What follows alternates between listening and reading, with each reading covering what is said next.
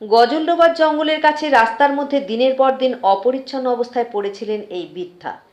আবারও মানবিক মুখের পরিচয় দিলেন ভক্তিনগর শ্রদ্ধা ওয়েলফেয়ার সোসাইটির কর্ণধার তথা বিশিষ্ট সমাজসেবী পূজা মুক্তার এবং তার সংগঠনের সদস্যরা।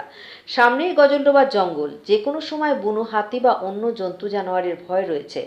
তার মধ্যেই একটি যাত্রীনিবাস চত্বরে ৭০ বছরের এক বৃদ্ধা অসুস্থ অবস্থায় পড়েছিলেন ১.৫ মাস ধরে।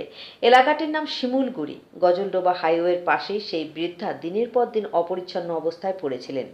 তার শরীর থেকে বের হচ্ছিল দুর্গন্ধ।